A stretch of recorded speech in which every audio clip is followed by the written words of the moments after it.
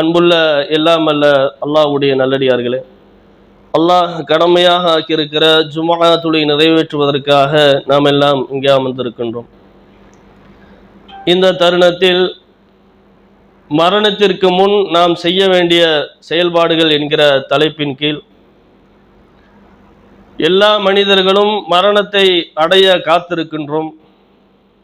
அப்படிப்பட்ட மரணம் நம்மை சந்திக்கிற அந்த நேரத்தில் மரணத்திற்கு முன்னதாக செய்ய வேண்டிய கடமையான சில செயல்பாடுகளை செய்து மரணிக்கக்கூடிய ஒரு பாக்கியத்தை இறைவன் நம் அனைவருக்கும் தந்தருள் புரிய வேண்டும். அந்த செயல்பாடுகளை செய்யாமல் நாம் மரணித்து விட்டோம் என்றால் நம்முடைய சந்ததிகள் கஷ்டப்படுவார்கள். நாமும் மிகப்பெரிய சிக்கலை மறுமையில் சந்திக்க நேரக்கூடிய ஒரு சூழல் ஏற்படுகிறது. எனவே மரணத்திற்கு முன்னால் நாம் செய்ய வேண்டிய செயல்பாடுகள் என்ன, மார்க்கம் எதை செய்ய சொல்லுகிறது என்பதை பற்றி உண்டான சில விஷயங்களை இன்றைய தினம் நாம பார்க்க இருக்கிறோம். மரணம் என்பது அனைவரும் சந்திக்கக்கூடிய ஒன்றாக இருக்கிறது. கண்டிப்பாக மரணத்தை சந்திக்காத, மரணத்தை அடையாமல் இந்த உலகத்தில் யாராலும் தப்பித்துக் கொள்ள முடியாது. குல்லு நஃப்ஸின் தாயிகத்துல் மவுத், ஒவ்வொரு ஆத்மாவும் மரணத்தை சுவைத்தே தீரும். ஐனமா தக்கூனு யுதுரிக்குமுல் மவுத்து வலவ் குன்தும் ஃபீ புரூஜிம் முஷையதா, உறுதியான கோட்டை கொத்தளங்களில் இருந்தாலும் அங்கேயும் மரணம் வந்து அடையும். எனவே மரணத்தை விட்டும் யாராலும் தப்பிக்க முடியாது. எல்லோரும் மரணத்தை சந்தித்து தான் ஆக வேண்டும். எனவே அதற்கு முன்னதாக நாம் செய்ய வேண்டிய சில செயல்பாடுகள் இருக்கிறது. எதை செய்ய வேண்டும், எதை செய்யக்கூடாது என்பதை பற்றி உண்டான தெளிவு நம்மிடத்தில் இருந்தால் அழகான முறையிலே மரணத்தை நாம் அடைய முடியும். மரணம் வருகிற அந்த நேரத்திலே மரணத்தை மகிழ்ச்சியோடு இறைவனை சந்திக்கக்கூடிய ஒரு மக்களாக நம்மால் மாற முடியும். அப்ப எதை நபிகளார் அவர்கள் செய்ய சொன்னார்கள் என்பதை பற்றி உண்டான ஒரு சில விஷயங்கள். முதலாவதாக நபிகள் நாயகம் ஸல்லல்லாஹு அலைஹி வஸல்லம் அவங்க அதிகமாக பயந்த ஒரு காரியம் என்னவென்றால் கடன். இன்றைக்கு கடன் இல்லாத வியாபாரம் எங்கேயுமே கிடையாது. எந்த ஒரு மனிதர் வியாபாரத்தை ஆரம்பிப்பதாக இருந்தாலும் யாரிடத்திலாவது கடன் வாங்கி ஆரம்பிப்பாங்க. ஏதாவது வீடு கட்டுவதாக இருந்தால் அதுல சில மனிதர்களை சந்தித்து கடன் வாங்குவாங்க. அப்ப எந்த ஒரு பெரிய பொருளாதாரத்தை திரட்டி செய்யக்கூடிய எந்த ஒரு வேலையாக இருந்தாலும் அதிலே நம்முடைய உழைப்பு 70% இருந்தால் மீதம் 30% பொருளாதாரம் கடனாக நம்ம வாங்கி இருப்போம். அந்த கடனை எப்படி நாம் அணுக வேண்டும், கடன் வாங்குவதை எப்படி நம்ம திருப்பி செலுத்த வேண்டும், அதை செலுத்தாமல் இருந்தால் மறுமையில நமக்கு ஏற்படக்கூடிய சிரமம் என்ன, அப்ப அதை அறிந்து வைத்தோம் என்றால் கடன் வாங்குவதற்கு நம்ம ரொம்ப கவலைப்படுவோம், கடன் வாங்குவதற்கு பயப்படுவோம். கடன் எதுக்கெல்லாம் வாங்குகிறார்கள்? கடுமையான மருத்துவ செலவு, இதுக்கு கடன் வாங்கினால் தப்பு கிடையாது. அல்லது கடன் வாங்காட்டி நம்ம அடுத்த வேளை உணவு சாப்பிட முடியாது, வறுமையில் இருக்கிறோம், கடன் வாங்கினா பிரச்சனை இல்லை. ஆனா இன்றைக்கு பெரும்பாலும் எப்படி கடன் வாங்குறாங்க? புதுசா ஏதாவது தொழில் பண்ணணும் அப்படின்னு கடன் வாங்குறாங்க. ஏன் கடன் வாங்காம தொழில் பண்ணலாமே? அதை திருப்பி செலுத்த முடியாத அளவிற்கு பொருளாதாரத்தை வாங்குவார். 10 லட்சம் வாங்குவார், அவருடைய சொத்து 10 லட்சம் மதிப்பு பெறாது. அதை திருப்பி கொடுப்பதற்கு எந்த விதமான சூழலும் இருக்காது. ஆனா என்ன செய்வார்? வாங்குவார். கொடுப்பதற்கு ஆள் இருக்கிறாங்க, வாங்கி போடுவோமே. அப்ப நம்மால் திருப்பி செலுத்த முடியாவிட்டால் கடன் வாங்குவதற்கு என்ன செய்யணும்? கவலைப்படணும், பயப்படணும். பெரும்பாலும் ஆடம்பரத்திற்காக, இந்த உலகத்தினுடைய இன்பத்தை அனுபவிப்பதற்காக என்ன செய்யறாங்க? கடன் வாங்குறாங்க. ஒரு நாடாக இருந்தாலும் ஒரு தனி மனிதனாக இருந்தாலும் சொகுசை அனுபவிப்பதற்காக, ஆடம்பர செலவுகளுக்காக கடன். அண்டை நாடாக இருக்கிற இலங்கை அது மிகப்பெரிய பொருளாதார வீழ்ச்சி அடைந்திருக்கிறது. காரணம் என்ன? வாங்கிய கடன். எதுக்கு கடன் வாங்கினாங்க? பொருளாதார, நம்முடைய மக்களை பொருளாதாரத்தின் அடிப்படையில் மேம்படுத்தலாம், நம்முடைய நாட்டு மக்களுடைய ஏழைகளுக்கு நம்ம என்ன செய்யலாம்? உணவளிக்கலாம் அப்படின்னு வாங்கல. அவங்க வாங்கிய பொருளாதாரம் அனைத்துமே நாட்டினுடைய அரசாங்க செலவுகளுக்காக, ஆடம்பர செலவுகளுக்காக, தேவையில்லாத செலவுகளுக்காக வாங்கினார்கள். இன்றைக்கு அனுபவிக்கிறார்கள். ₹1 நம்ம வாங்கிடலாம், அவங்க ₹3000 கொடுத்தா தான் வாங்க முடியும். அந்த அளவிற்கு பொருளாதார வீழ்ச்சி. காரணம் ஆடம்பர செலவு. அப்ப ஒரு நாட்டில் ஒரு நாடு ஒரு ஆடம்பர செலவை செய்தால் அதற்கு ஏற்றாற்போல் கடனில் தத்தளித்து நாடு திவாலாகி கொண்டிருக்கிற சூழ்நிலையை நம்ம பார்க்கிறோம். ஒரு தனி மனிதன் கடனை வாங்கினால் அவன் தன்னுடைய உயிரை இழக்கக்கூடிய அளவிற்கு கடுமையான துன்பத்தை சந்திக்கிறான். நம்மள அதிகமா கேள்விப்பட்டிருப்போம். மைக் டைசன் சொல்லி ஒரு நபர், மிகப்பெரிய குத்துச்சண்டை வீரர். அவர் ஆரம்பத்தில் மிகப்பெரிய அளவிற்கு சொத்து மதிப்பு, ஆயிரக்கணக்கான கோடி மதிப்பு பொருளாதாரம் வைத்திருந்தார். இன்றைக்கு கடனாளியாக இருக்கிறார். என்ன காரணம்? தேவையில்லாத ஆடம்பர செலவுகள். வீட்டுக்கு போனா 3 புலிக்குட்டியை பார்க்கலாம். தானாக சோறு போட்டு என்ன செஞ்சார்? புலியை வளர்த்து கொண்டிருந்தார். ஆடம்பரமான மாளிகைகள், ஆடம்பரமான கார்கள், நூற்றுக்கணக்கான கார்கள். இவர் பயணிப்பதற்கு ஒரு கார் போதாதா? அல்லது அதிகபட்சமாக 2 காரில் பயணிக்கலாம். நூற்றுக்கணக்கான கார்கள், ஆடம்பர செலவுகள் ஒரு கட்டத்திலே அவரை வறுமையில தள்ளுகிறது. இன்றைக்கு வறுமையில் இருக்கக்கூடிய காட்சியை நம்ம பார்க்கிறோம். அப்ப பொருளாதாரத்தை சம்பாதிப்பது அது வேறு, அந்த பொருளாதாரத்தை எப்படி பயன்படுத்த வேண்டும்? நம்முடைய ஆடம்பர செலவுகளை ஒதுக்கி வைத்துவிட்டு தேவையான செலவுகளுக்கு பொருளாதாரத்தை பயன்படுத்துகிற பொழுது நாம கடன் வாங்கவே மாட்டோம். ஆனா கடன் வாங்குறோமா இல்லையா? என்ன காரணம்? ஆடம்பர செலவு. இதை குறைக்க வேண்டும். அல்லாஹ்வுடைய தூதர் அதிகமா அச்சப்பட்டாங்க. அல்லாஹும்ம இன்னி அஊது பிக மினல் மக்ஸமி வல் மக்ரமி. ஒவ்வொரு அத்தியாயத்தின் போதும் ஸலவாத்தை ஓதி முடித்த பிறகு இந்த துஆவை கேட்பாங்க. இதுக்கு என்ன அர்த்தம்? இறைவா, எனக்கு பாதுகாப்பு வழங்குவாயாக. எதை விட்டும்? கடனை விட்டும் பாதுகாப்பு வழங்குவாயாக. நான் செய்யக்கூடிய பாவத்திலிருந்தும் எனக்கு பாதுகாப்பு வழங்குவாயாக. அப்ப கடனை விட்டு ஒவ்வொரு 5 நேர தொழுகையின் போதும், ஒவ்வொரு தொழுகையின் போதும் ரசூல்லா பாதுகாப்பு கேட்கிறாங்கன்னா எவ்வளவு பெரிய இந்த கடன் என்பது எவ்வளவு பெரிய பாரதூரமான ஒரு விஷயம். ஆனா நம்ம என்ன செய்யறோம்? கடன் வாங்குவதை சர்வ சாதாரணமாக. இன்றைக்கு சில மனிதர்களை பார்க்கிறோம், ஒரே ஆள்கிட்ட அதிகமான தொகையை கேட்டால் தரமாட்டாரு. அதனால நம்ம என்ன செய்வோம்னா ஒவ்வொரு நபர்களையும் சந்திச்சு குறைவான பொருளாதாரத்தை வாங்கி கொள்வோம். இன்றைக்கும் வாங்கக்கூடிய மக்களை பார்க்கிறோம். தேவையே இருக்காது. ஆடம்பர செலவுகளுக்காக ஏதாவது செலவு பண்ணியிருப்பாரு, வாங்கி இருப்பாரு. அந்த கடனை அடைப்பதற்காக என்ன செய்வாங்க? பாய் ஒரு 1000 ரூபாய் இருந்தா கொடுங்க. இதே மாதிரி நம்முடைய நண்பர்கள்ட்ட எல்லாத்திட்டையும் 1000 ரூபாய் வாங்கி என்ன செய்வாரு? அந்த கடனை அடைச்சிருவார். இந்த கடனை எப்ப அடைப்பாரு? அடைக்க மாட்டார். என்னங்க பாய் 1000 ரூபாய் வாங்கினீங்க? நான் மறந்துட்டேன் பாய். கொடுத்தவர் ஞாபகம் வச்சிருப்பாரு, வாங்கினவர் மறந்துடுவார். இப்படி சிறிய சிறிய தொகையாக நிறைய நபர்கள்ட்ட வாங்கக்கூடிய கடன் வாங்கி பழகிட்டோன்னு வைங்க. சில பேர் சொல்றாங்க, கடன் வாங்காட்டி எனக்கு தூக்கமே வராதுங்க. கடன் வாங்கினா தான் நான் வேலைக்கே போறேன். நான் வேலைக்கு எதுக்கு போறேன்? கடன், இவ்வளவு கடன் இருக்கு, இதை நம்ம அடைக்கணும், அதுக்காக நான் வேலைக்கு போறேன் அப்படின்னு சொல்லக்கூடிய ஆட்களை பார்க்கிறோம். இது சும்மா தானே காசு வருது, அப்ப வாங்கி வாங்கி நம்ம போட்டுக் கொள்ளலாம். அப்ப அதை திருப்பி செலுத்த மனமில்லாத பல சகோதரர்கள் மறுமையினுடைய நன்மையை இழக்கக்கூடிய ஒரு காட்சியை பார்க்கிறோம். இன்றைக்கு வாங்கி திருப்பி தர முடியாவிட்டால், கடனை அடைக்காமல் நாம மரணித்து விட்டோம் என்றால் மறுமையிலே நம்மால் பாதிக்கப்பட்டவர் வந்து முறையிடுவார். அதனால் நம்முடைய மரணம் வருவதற்கு முன்னால் நாம யாரிடத்திலாவது கடன் வாங்கியிருந்தால் அந்த கடனை அடைக்கக்கூடிய ஒரு முயற்சியை நம்ம செய்யணும். அது குறைந்தளவு பொருளாதாரமாக இருந்தாலும் பெரிய பொருளாதாரமாக இருந்தாலும் அவரிடத்துல போய், பாய் நான் உங்கள்கிட்ட கடன் வாங்கிட்டேன், அது எப்படியாவது நான் திருப்பி செலுத்தி விடுகிறேன், இல்லை என்னால் திருப்பி கொடுக்க முடியல, என்ன நீங்க தள்ளுபடி பண்ணிருங்க என்னுடைய கடனை என்று எப்படியாவது அவரிடத்துல நீங்க என்ன செய்யணும்? மீட்சி பெற வேண்டும். இல்லை என்றால் அவர் மறுமையில பிடிச்சிருவார். இந்த உலகத்துல விட்டுருவார். கேட்டா தரமாட்டான், எப்ப கேட்டாலும் பொய் சொல்றான், அதனால் நம்ம என்ன செய்வோம்? மறுமையில பிடித்துக் கொள்வோம் என்று மறுமையில் பார்த்துக் கொள்வார்கள். எனவே கடன் என்பது பாரதூரமான காரியம். இன்னும் அல்லாஹ்வுடைய தூதர் சொல்றாங்க, ஒரு மனிதர் கடன் வாங்கி பழகிவிட்டால் அவனிடத்துல இலகுவாக 2 குணங்கள் வந்து விடுகிறது. இன்ன ரஜுல இதா கரிம ஹத்தத ஃபகதப. ஒரு மனிதன் கடன் அடையும் போது அவன் பொய் பேச பழகி கொள்கிறான். இன்னைக்கு தர்றேன், நாளைக்கு தர்றேன், அடுத்த மாசம் தர்றேன், அடுத்த வருஷம் தர்றேன், எப்ப பார்த்தாலும் பொய் வாயிலிருந்து பொய்யாத்தான் வரும்.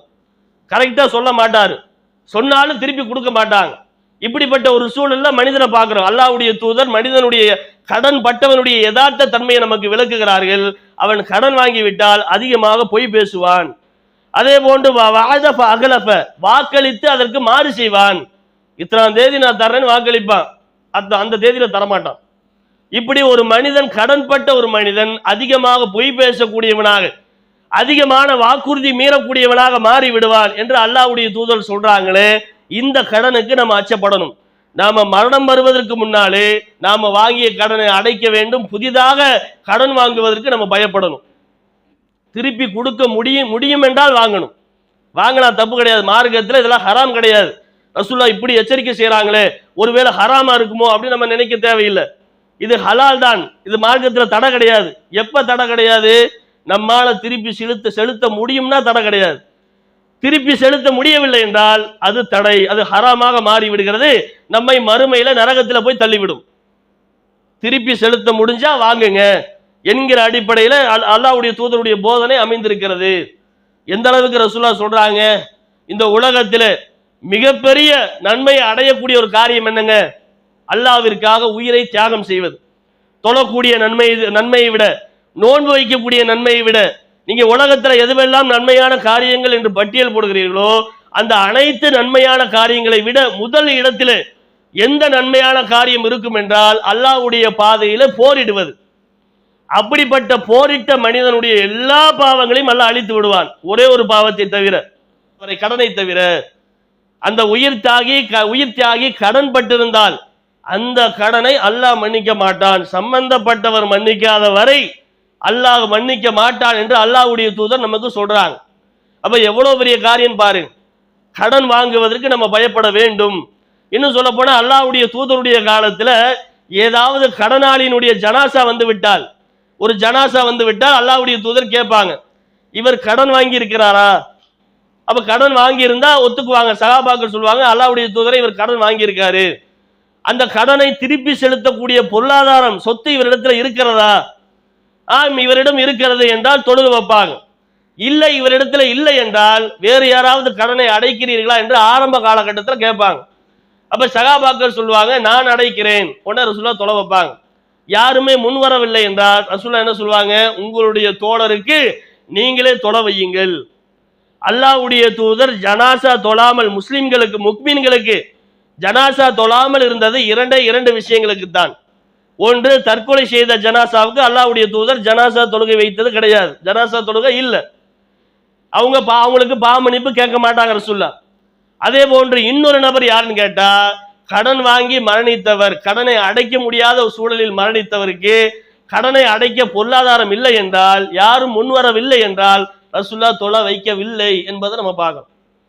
அப்ப எதோட கனெக்ஷன் ஆகுதுன்னு பாருங்க. தற்கொலையோடு கடன் வாங்காமல் நம்ம மரணித்தால் அது கனெக்ஷன் ஆகுது. ரசூலுல்லாஹ் அந்த அளவுக்கு ரசூலுல்லாஹ் என்ன செய்யறாங்க, இது ரொம்ப பெரிய ஒரு விஷயமாக நமக்கு கருதுகிறார்கள். மறுமையில மிகப்பெரிய பாதிப்பை ஏற்படுத்தக்கூடிய ஒரு காரியமாக ரசூலுல்லாஹ் சொல்றாங்க.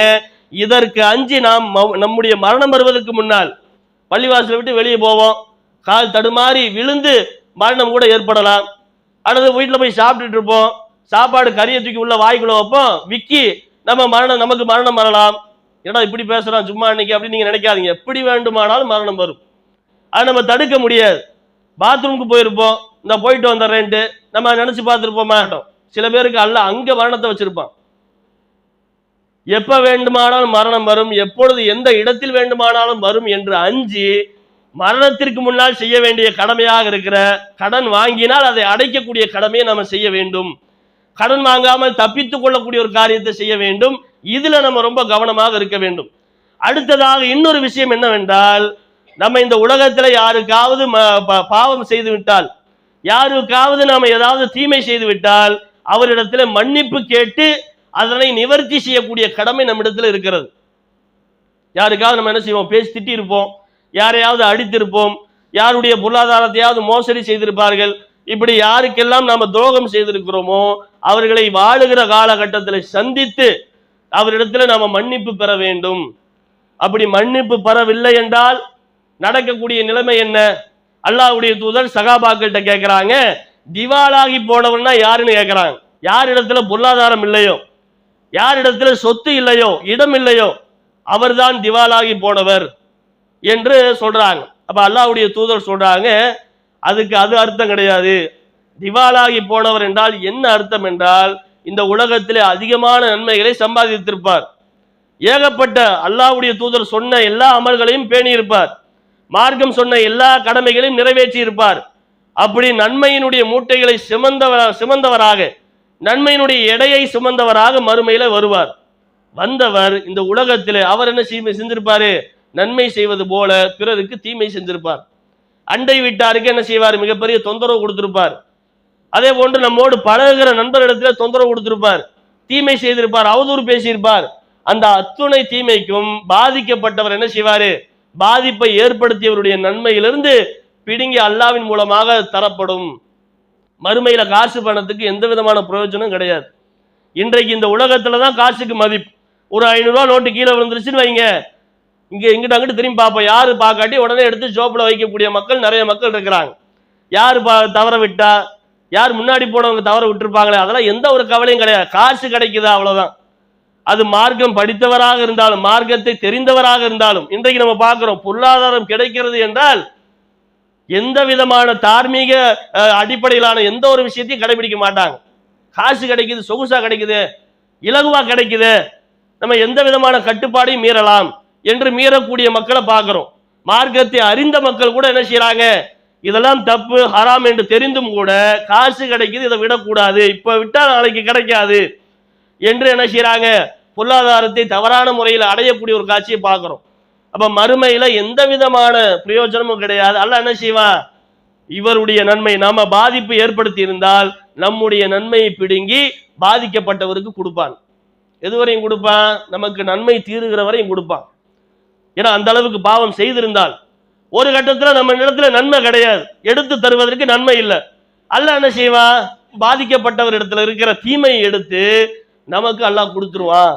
அப்படி கொடுத்தா என்னவாகும்? நன்மையினுடைய மூட்டையோடு எடைகளோடு சென்றவர் கடைசியில தீமையினுடைய எடை நிரம்பி நரகத்திற்கு செல்லக்கூடிய ஒரு சூழல் ஏற்பட்டுவிடும். இவரை ரசூலுல்லாஹ் திவாலாகி போனவன்னு சொல்றாங்க. அப்ப நம்ம இந்த உலகத்துல யாருக்காவது துன்பம் செய்திருந்தால் அவரிடத்துல நேரம் அதெல்லாம் வெக்கம்லாம் படக்கூடாது. இந்த விஷயத்துல வெக்கப்பட்டோம்னா மறுமையில நமக்கு இழப்பு. இந்த உலகத்துல யாரிடத்திலேயாவது நமக்கு தெரியுமா இல்லையா? தீமை செஞ்ச நமக்கு தெரியும், அவனுக்கு நம்ம துரோகம் பண்ணிட்டோம் என்று நம்ம உள்ளத்துல நம்ம அறிவோம். அப்ப யாருக்கு நாம துரோகம் செய்திருக்கிறோமோ நேரடியாக சந்தித்து அவரிடத்துல நம்ம மன்னிப்பு கேட்க வேண்டும். அவர் பெரும்பாலும் மன்னிக்க வாய்ப்பு இருக்கிறது. நேரடியாக போய் மன்னிப்பு கேட்டோன்னு வைங்க, மன்னிச்சிருவாங்க. சில பேர் மன்னிக்க மாட்டாங்க, மன்னிக்காட்டி ஒன்றுமே பண்ண முடியாது. மறுமையில நம்முடைய நன்மையை அவருக்கு தூக்கி கொடுக்கணும், வேற வழியே கிடையாது. அப்ப இந்த உலகத்துல நம்மால் யார் பாதிக்கப்பட்டிருக்கிறார்களோ அவர்களை கண்டறிந்து அவர்களுக்கு நம்ம என்ன செய்யணும்? மன்னிப்பு கேட்க வேண்டும். ஒரு சகாபி என்ன செய்ய அல்லாஹ்வுடைய தூதர்கிட்ட கேட்கிறாங்க, அல்லாஹ்வுடைய தூதரே, எனக்கு நிறைய அடிமைகள் இருக்கிறாங்க, அவங்க ஏதாவது தவறு செய்கிற பொழுது, எனக்கு துரோகம் இழைக்கிற பொழுது அவர்களை நான் அடிக்கிறேன், அவர்களுக்கு நான் தண்டனை கொடுக்கிறேன், அப்ப என்னுடைய மறுமை நிலை என்ன, அவங்களுடைய மறுமை நிலை என்னன்னு கேட்கிறாங்க. அப்ப அவங்க தப்பு செய்யறதுனால நான் தண்டிக்கிறேன், 2 பேருடைய மறுமை நிலை என்ன? அல்லாஹ்வுடைய தூதர் சொல்றாங்க, நீ அவன் செய்த தப்புக்கு ஏற்ப தண்டனை கொடுத்திருந்தால் நீ தப்பித்து விடுவாய், அவன் தப்புக்கு ஏற்ப தண்டனை கொடுக்காமல் அதை விட அதிகமாக தண்டனை கொடுத்திருந்தால் அல்லாஹ்விடத்தில் நீ மாட்டிக்கொள்வாய் என்று சொல்லக்கூடிய காட்சியை பார்க்கிறோம். அப்போ ஒரு அடிமையாக இருந்தால் கூட, உனக்கு வாய்த்த ஒரு அடிமையாக இருந்தால் கூட அவனிடத்தில் நீ நீதம் செலுத்த வேண்டும். அவனிடத்துல நீ நீதிக்கு மாற்றமாக நடந்து விட்டால் அதற்கு அல்லாஹ் மறுமையில குற்றம் பிடிப்பான். அப்ப இதையெல்லாம் புரிந்து கொண்டு மரணம் வருவதற்கு முன்னால் நாம யாருக்கு துரோகம் செய்தோமோ, யாருக்கு தவறு செய்தோமோ அவரிடத்துல போய் மன்னிப்பு கேட்க வேண்டும். இதை ரசூலுல்லாஹ் நமக்கு சொல்லி காட்டுறாங்க. அடுத்ததாக 3ஆவதாக வசியத் செய்ய வேண்டும். மரண நேரத்துல வசியத் நம்ம எதுக்கு செய்வோம்? என் பிள்ளைக்கு அதை கொடுத்துருங்க, என் பிள்ளைக்கு இதை கொடுத்துருங்க என்று சொல்லக்கூடிய மக்களை பார்ப்போம். ஆனா வசியத் என்றால் மரண நேரத்திலே நாம சொத்து நாம இறந்ததற்கு பிறகு இஸ்லாமிய அடிப்படையில நாம சொன்னாலும் சொல்லாட்டி நம்முடைய பிள்ளைகளுக்கு பிரித்து தந்துருவாங்க. அது நம்ம கவலைப்பட வேண்டிய அவசியம் கிடையாது. ஆனா இந்த உலகத்துல வாழுகிற பொழுது நமக்கு 2 மகன் வைங்க, ஒரு மகன் இறந்துட்டாரு, நாம வாழுகிற பொழுது அவனுக்கு பிள்ளைகள் இருக்கிறாங்க. அப்ப அந்த பிள்ளைகளுக்கு நம்முடைய சொத்து வருமானு கேட்டா வராது. நாம மரணித்ததற்கு பிறகு நம்ம பிரித்து தர முடியாது. உயிரோடு ஒரு மகன் இருக்கிற பொழுது உயிர் இல்லாத இறந்து போன மகனுக்கு சொத்தை எப்படி தர முடியும்? இஸ்லாத்தினுடைய அடிப்படையில நாம இறந்த பிறகு நம்முடைய பேர பிள்ளைகளுக்கு சொத்து சேராது. அப்ப என்ன செய்யலாம்? அல்லாஹ்வுடைய தூதருடைய அனுமதி என்னன்னு கேட்டா, நம்முடைய சொத்துல 3ல் 1 பங்கை நம்ம எழுதி வைக்கலாம். தர்மத்துக்கு கூட எழுதி வைக்கலாம், அல்லது நம்முடைய உறவினர்களுக்கு சொத்தா கூட எழுதி வைக்கலாம். அது நமக்கு அனுமதி இருக்கிறது. அந்த அடிப்படையில நம்முடைய 2 பிள்ளையில ஒரு பிள்ளை இறந்துட்டாரு, அவருக்கு மகன்கள் பேரன்கள் இருக்கிறாங்க. நமக்கு பேரன்கள் இருந்தால் அந்த பேரன்களுக்கு நம்ம என்ன செய்யலாம்? அந்த 1 பங்கு சொத்தை எழுதி வைக்கக்கூடிய கடமை நமக்கு இருக்கிறது. இதை வசியத்து செய்யணுமா இல்லையா? அப்ப இந்த மாதிரி வசியத் செய்யக்கூடிய ஒரு அம்சமும் கடமையும் நம்மிடத்துல இருக்கிறது. பெரும்பாலும் என்ன செய்வாங்கன்னா, சில பேர் சொத்து மறைச்சு வச்சிருப்பதை சொல்லவே மாட்டாங்க. நம்ம என்ன இன்னொரு 10 வருஷம் வாழ்வோம் அப்படின்ட்டு என்ன செய்வாங்க, அசால்ட்டா இருப்பாங்க. அந்த சொத்து எங்க இருக்குது என்ன வரும்னு யாருக்குமே தெரியாது. பிள்ளைகளுக்கு கூட சொல்ல மாட்டாங்க. சொன்னா உயிரோடு வாழுகிற நேரத்துல சொன்னா கேட்டு அடம் பிடிப்பார்கள் என்று பயந்து சொல்லாம மரணித்து விடுவார்கள். அது எங்க இருக்கு எதுவுமே தெரியாது. பூமிக்குள்ள கூட போச்சு வச்சிருப்பாங்க, எங்கேயாவது ஒரு இடத்துல கொண்டு போய் வச்சிருப்பாங்க, யார்ட்டையாவது கொடுத்து வச்சிருப்பாங்க, எதுவுமே தெரியாது. அப்ப பிள்ளைகளுக்கு தெரியாத காரணத்தினால் எப்படி அவங்கள சொத்தை அனுபவிக்க முடியும்? அல்லாஹ்வுடைய தூதர் சொன்ன அழகான செய்தி என்னங்க, நம்முடைய சந்ததிகளை கையேந்தக்கூடிய நிலையில விட்டு சென்று விடாதீர்கள். அவங்களுக்கு ஏதாவது நீங்க சம்பாதிச்சுட்டு போயிருக்கணும், சொத்தை விட்டுட்டு போங்க அப்படிங்கிறாங்க. அப்ப நாம இறக்கிற அந்த தருவாயில ஏதாவது பொருளாதாரத்தை சேமித்து வைத்திருந்தால் தெளிவாக அறிவித்து விட்டு செல்ல வேண்டும். நான் பேங்க்ல ஒரு 10 லட்ச ரூபா போட்டு வச்சிருக்கிறேன், எனக்கு அங்க ஒரு 10 ஏக்கர் நிலம் இருக்குது என்று எல்லா விதமான டீட்டெயிலும் நம்முடைய பிள்ளைகளுக்கு அல்லது யாராவது மூன்றாவது ஒரு நபரிடத்துல சொல்லி விட்டு நம்ம என்ன செய்யணும், மரணிக்க வேண்டும். அது ஒரு கடமை நமக்கு இருக்கு. இன்றைக்கு நம்ம பார்க்கிறோம், ஒரு மிகப்பெரிய தொழிலதிபர், அவர் என்ன சஞ்சய் கபூர்னு சொல்லக்கூடிய ஒரு மிகப்பெரிய தொழிலதிபர், இந்த வருஷம் ஒரு ஜூன் மாசம் தான் இறந்து போனார். மிகப்பெரிய அளவிற்கு கிட்டத்தட்ட 10,000 கோடி சொத்து மதிப்பு அவருக்கு இருக்கிறது. அந்த 10,000 கோடி சொத்து மதிப்பையும் ஒரு சில சொத்தை தவிர பெரும்பாலான சொத்துக்கள் எங்க இருக்கிறது, எங்க அதனுடைய டாக்குமெண்ட்டை வச்சிருக்கிறாரு, எங்க பொருளாதாரத்தை வைத்திருக்கிறார் என்று அவருடைய பிள்ளைகளுக்கு தெரியல. அந்த பிள்ளைகள் நீதிமன்றத்தில் ஒரு வழக்கு போடுறாங்க. என்ன வழக்கு? எங்களுடைய அத்தா எங்களுடைய அப்பா எங்க சொத்து வச்சுட்டு போனான்னு தெரியல, நீங்க அதெல்லாம் தேடி கொடுக்கணும் என்று அரசாங்கத்திற்கு நீதிமன்றத்துக்கு என்ன செய்யறாங்க, ஒரு வழக்கு போடக்கூடிய ஒரு சூழலை பார்க்கிறோம். அப்ப பிள்ளைகளுக்கு சொத்து எங்க இருக்கிறதுன்னு சொல்லி நம்ம என்ன செய்யணும், தெளிவாக அறிவித்து விட்டு செல்ல வேண்டும். நாம பார்க்கிற கண் முன்னாடி நம்ம கேள்விப்பட்ட ஒரு சம்பவம், ஒரு வயதான ஒரு மூதாட்டி, அவங்க என்ன செய்யறாங்கன்னா பொருளாதாரத்தை ஒரு பெட்டியில போட்டு மறைச்சு மறைச்சு வைக்கிறாங்க, யாருக்குமே தெரியாம. கடுமையான நோய்வாய்ப்படுறாங்க, பேச முடியல, சைகை கூட செய்ய முடியல, அப்படி படுத்த படுக்கையா இருக்கிறாங்க. அவங்களுடைய நோய்க்கு நிவாரணமாக அந்த பொருளாதாரத்தை வைத்து மருத்துவம் பார்க்க முடியும், அந்த அளவுக்கு பொருளாதாரத்தை சேமிச்சு வச்சிருக்கிறாங்க. எங்க வச்சிருக்கிறாங்க என்ன யாருக்கும் தெரியல, சொல்லல. படுத்த படுக்கையா இருந்தாங்க, அப்படியே மரணித்து விட்டார்கள்.